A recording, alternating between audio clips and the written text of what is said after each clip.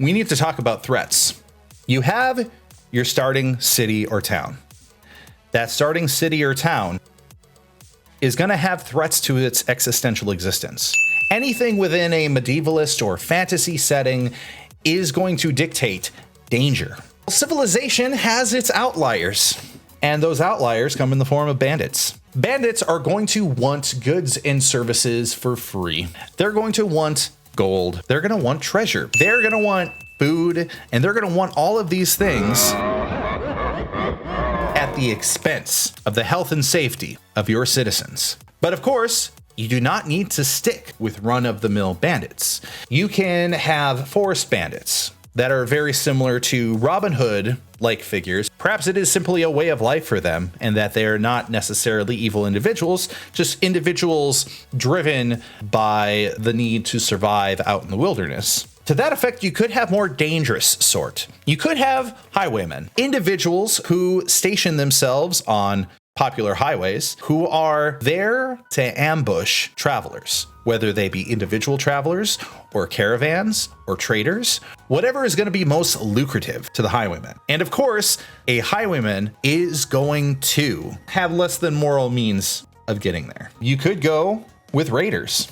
People who are even more on the fringes. People who want to have nothing to do with your civilization that you have helped create. Individuals that are more likely to destroy the town that you have built, to salvage all of its goods, all of its food, all of its treasure in the wreckage. It is also possible that this small town or village is in the middle of a war, a front of war, where one kingdom or another, or more than one, are at each other's throats.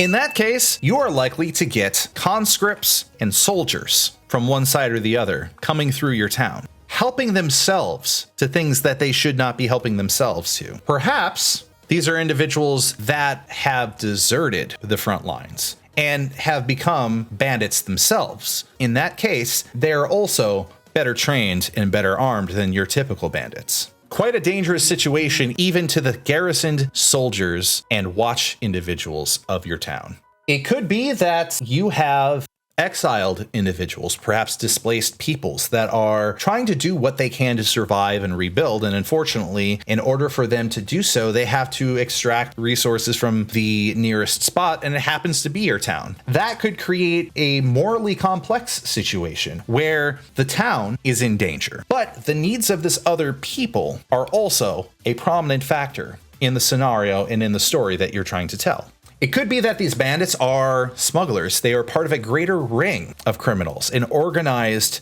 criminal organization.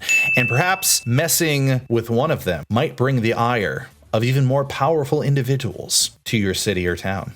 Or these are pirates on the high seas looking to plunder any boats and ships that they might come across on their journey. Perhaps they are grave robbers, very much aware that there are tombs and prominent dungeons and crypts that are near the town, and there's some tasty treasure hiding somewhere in the underground of that site. So there's a number of different ways that you can run bandits.